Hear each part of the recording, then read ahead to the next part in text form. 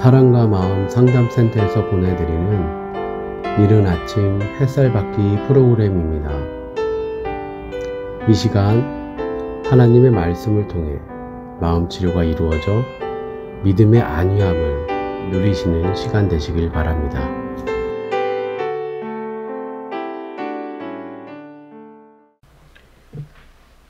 이른 아침 햇살 받기 시간입니다.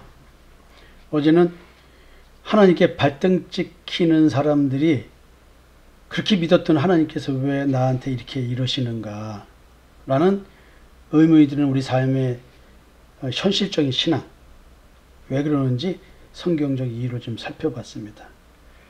성경에는 대단히 큰 사건 사고로 나오지만 그 같은 그 의미들이 우리 삶의 작은 부분에서까지도 하나님의 징계가 올 수밖에 없는 일들이 있다는 것을 다시 한번 상기시켜 드리고 오늘 말씀을 좀 살펴보려고 합니다. 오늘은 우리 몸에 대한 이야기를 좀 하려고 합니다. 고린도전서 6장 19절과 20절에는 여러분들이 참 잘 아시는 말씀이 있습니다. 너희 몸은 너희가 하나님께로부터 받은 바 너희 가운데 계신 성령의 전인 줄을 알지 못하느냐.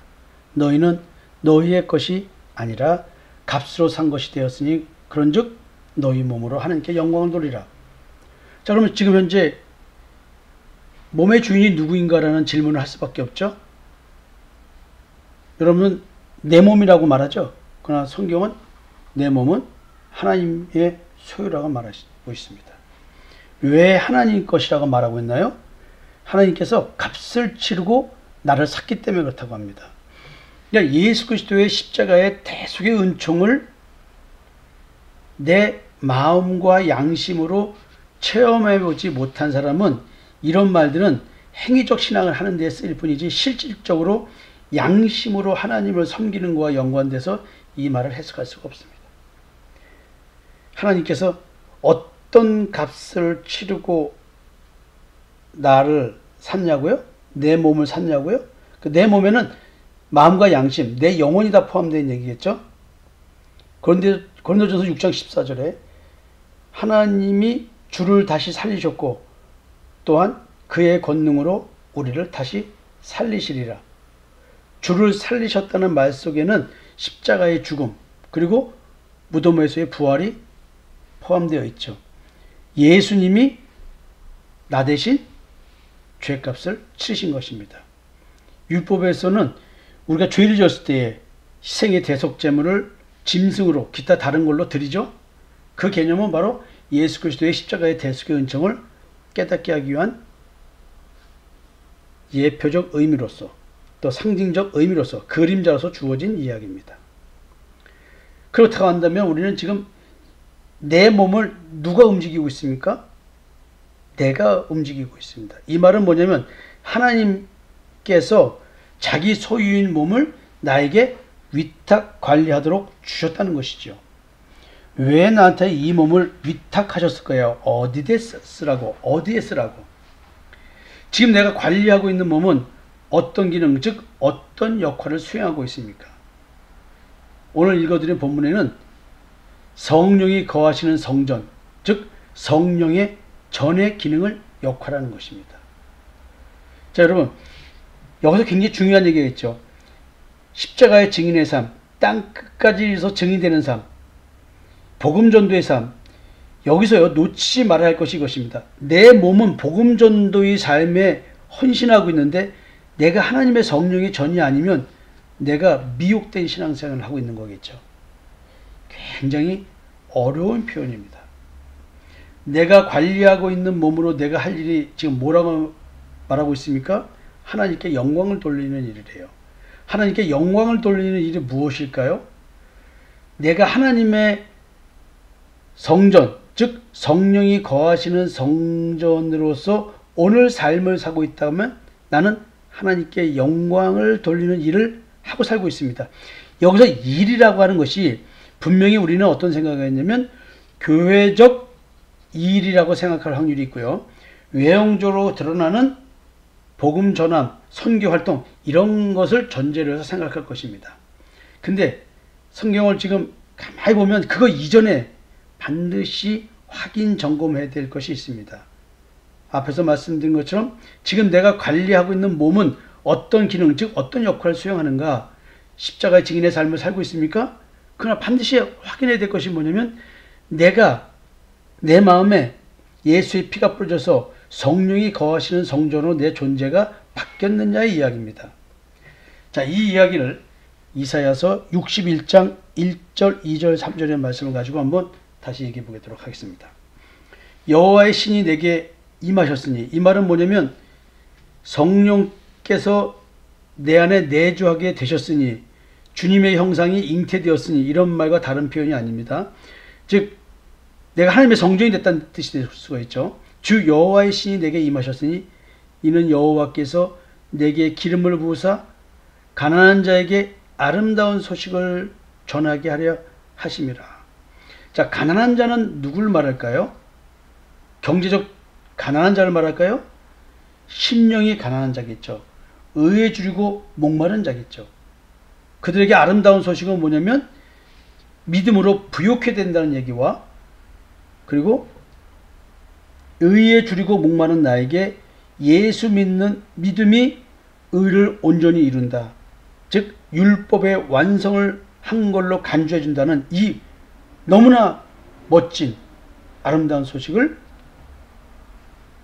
전하게 하려 하심이라는 거죠. 누구에게? 이런 자에게, 가난한 자에게. 자, 그러면서 또 말합니다. 나를 보내사 마음이 상한 자를 고치며 포로된 자에게 자유를, 갇힌 자에게 노임을 전파하며, 성령이 임한 자에게 이야기하는 것이죠. 사실 이것은 예수 그리스도의 사역에 대한 얘기를 하고 있는 겁니다. 성령의 역사에 대한 얘기를 하고 있죠. 마음이 상한 자를 고친다. 마음이 상한 자라는 것은 마음속에 죄가 왕노릇하고 있는 걸 말하는 것이죠.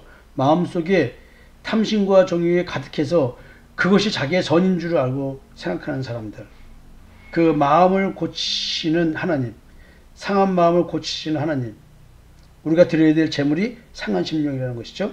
그래서 상한 심령을 제물로 드리면 하나님께서 그 마음을 고쳐주신다는 것이죠.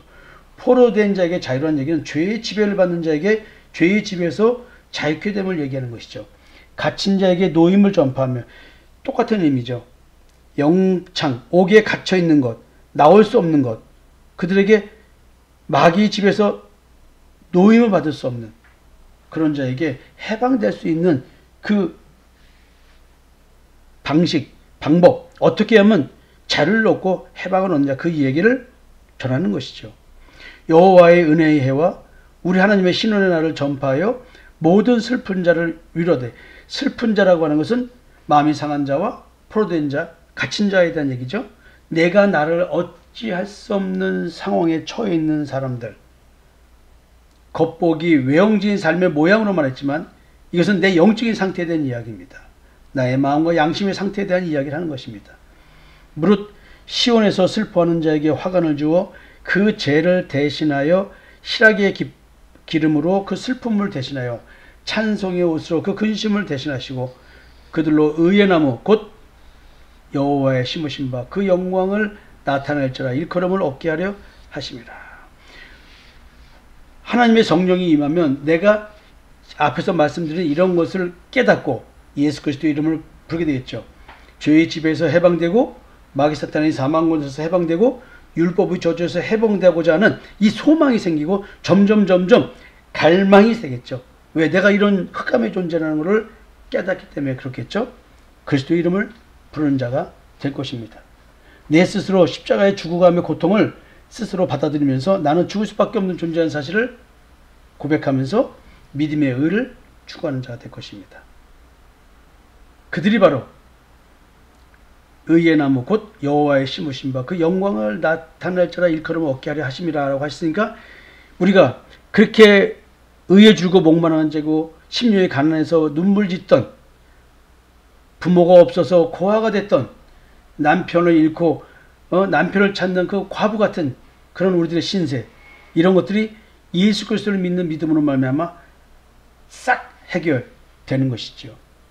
슬퍼하는 자에게 화관을 주어 그 죄를 대신하여 실학의 기름으로 그 슬픔을 대신하며 찬송의 옷으로 그 근심을 대신하시고, 우리들이 이런 내면의 세계에서 이렇게 변화한 것을 느끼고 체험해야 되는 것입니다. 그것이 예수의 보혈의 역사인 것입니다. 여러분, 진짜 하나님께 영광을 돌리는 일, 지금 말씀을 드렸습니다. 이사야서 61장 1절 3절. 그것도 다시 몸에 대한 얘기를 한번 해볼까요? 고린도전서 6장 15절 16절 17절입니다. 너희 몸이 그리스도의 지체인 줄 알지 못하느냐? 내가 그리스도의 지체를 가지고 창기의 지체를 만들겠느냐? 결코 그럴 수 없느니라. 창기와 합하는 자는 저와 한 몸인 줄을 알지 못하느냐? 일렀을 때 둘이 한 육체가 된다 하셨나니 주와 합하는 자는 한 영이니라. 야, 여기서는 이제 참 해석하기 어려워 보일 수 있는 말과 같습니다. 창기와 합하는 자, 성매매하는 자에 대한 얘기일까요? 이게 뭘까요? 자, 너희 몸은 하나님으로부터 위탁받은 몸으로서 내 몸입니다. 그게 내 몸이지만 이거는 내 게 아니에요. 소유가 하나님 건데 내가 위탁받은 몸으로서의 내 몸입니다. 이 몸과 그리스도의 관계가 무엇이냐고 물으신다면 지금 뭐라고 답변하시겠습니까? 그리스도의 지체. 내 몸은 그리스도의 지체라는 거예요. 육체가 관계를 맺으면 한 육체가 되는 것처럼, 이게 무슨 말이냐? 사실 부부관계죠. 일심동체. 마음과 몸이 하나다. 부부를 일심동체라고 하잖아요.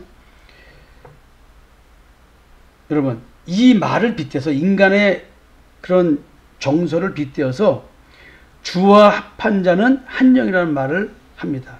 이게 무슨 말일까요? 영 안에서 하나 된 것입니다. 그러니까 내가 주님과 함께 연합됐다는 말은 내 영 안에서 영으로 하나가 된 거예요. 그러니까 내가 죽어있던 내 영이 하나님의 빛비춤으로 말미암아, 성령의 역사로 말미암아 내가 깨어난 거예요. 내 영이. 그래서 내가 이런 상태에 있다는 것을, 이런 존재라는 것을 깨닫게 되는 것이죠. 그래서 성령이 내 몸 안에 있다는 말은 내 몸에 내주하고 있다는 말, 내 마음에 내주하시게 되었다. 그리스도의 형상이 잉태되고 있다. 이런 이야기들은 내가 주님과 하나가 되었다. 성령님과 하나가 되었다. 하나님과 하나가 되었다. 임마누엘이 이루었다. 이런 얘기를 하는 것입니다. 그러면 창기와 합하는 자, 그 자는 창기와 한 몸이라는 것을 모르느냐? 그럼 내 몸이 창기와 하나가 된다는 말이 무엇일까요? 사사기 2장 17절에요. 그들이 그 사사들에게도 순종하지 아니하고 오히려 다른 신들을 따라가 음행하며 그들에게 절하고 여호와의 명령을 순종하던 그들의 조상들이 행하던 길에서 속히 치우쳐 떠나서 그와 같이 행하지 아니하였더라. 지금 다른 신들을 따라가 음행한다 그랬어요. 그냥 창기와 몸을 섞는다는 말은 음행이죠. 이게 지금 다른 신을 따라간다는 걸 말하는 거예요. 그러니까 우상 숭배를 말하죠. 참 하나님 여호와를 분별하지 못하고 광명의 천사로 가장한 하나님이 척하는 그 미혹의 영이 진리의 영인 줄 착각하고 그런 신앙, 그들이 주는 깨달음을 가지고 신앙생활을 한다는 것이죠. 사사기 8장 33절입니다. 기드온이 이미 죽음에 이스라엘 자신이 돌아서서 바알들을 따라가 음행하였으며 또 바알브릿을 자기들의 신으로 삼고, 그러니까 겉보기는 율법적 신앙생활을 하지만 내면 세계는 이렇게 바알을 섬기는 거예요. 겉보기는 예수님의 이름을 부르는데, 입술로 부르는데 실제 내용은 예수를 부르는 게 아니고 다른 예수를 부르는 거예요. 역대상 5장 25절입니다. 그들이 그들의 조상들이 하나님께 범죄하여 하나님이 그들 앞에서 멸하신 그 땅 백성들의 신들을 간음하듯 섬기니라. 사실은 우상 숭배라는 것은 탐심입니다. 왜냐하면 탐심이 우상이라고 그러기 때문에 그래요. 그러니까 여러분, 다른 신을 섬긴다는 것은 뭐냐면 내가 내 내면 세계에 있는 자기애적 욕구, 내가 원하는 것을 이루고 살기 위한 그런 신앙생활을 하면서 하나님을 섬기고 있는 거예요. 이게 지금 이렇게 표현되는 거예요. 이게 창기예요. 에스겔서 20장 30절에요. 그러므로 너는 이스라엘 족속에게 이르라. 주 여호와께서 이와 같이 말씀하셨느니라. 너희가 조상들의 풍속을 따라 너희 자신을 더럽히며 그 모든 가증한 것을 따라 행음하였느니라. 오늘도 우리가 행음하고 음행하고 살아가는 이유는요, 내 탐심의 지배를 받기 때문에 그런 거예요.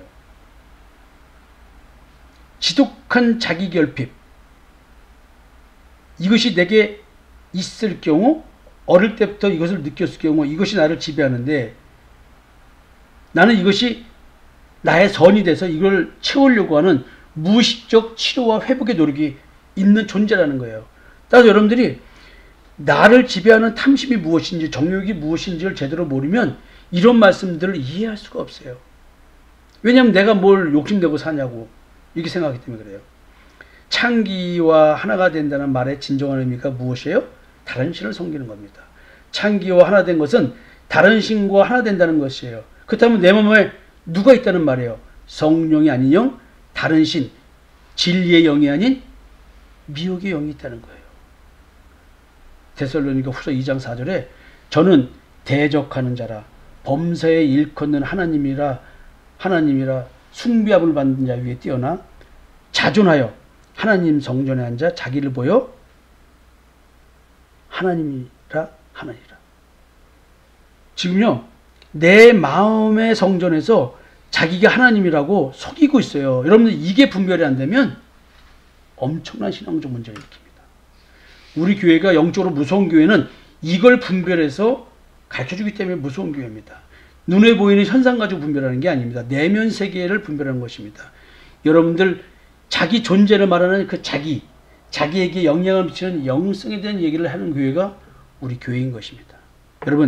여러분들 지성소에 앉아서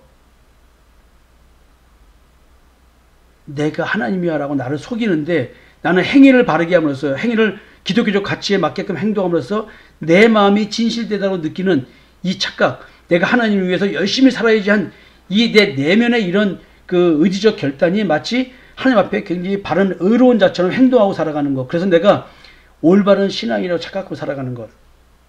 이런 심리적 등가성으로 갖고 자기 자신을 평가하는 이런 미혹된 신앙, 왜곡된 신앙을 하면서도 모르고 있는 것이죠.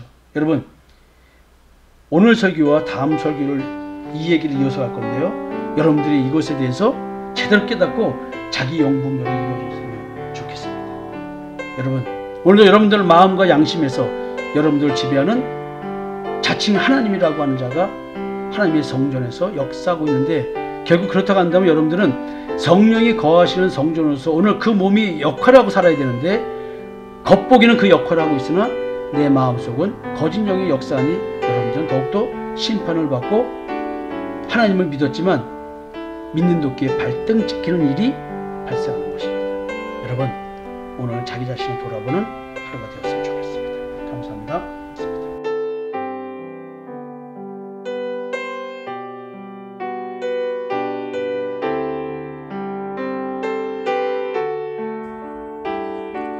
지금까지 사랑과 마음 상담센터에서 보내드리는 이른 아침 햇살 받기 시간이었습니다. 오늘도 하나님의 사랑을 경험하며 자기 성찰이 이루어지는 하루가 되시기를 기도합니다.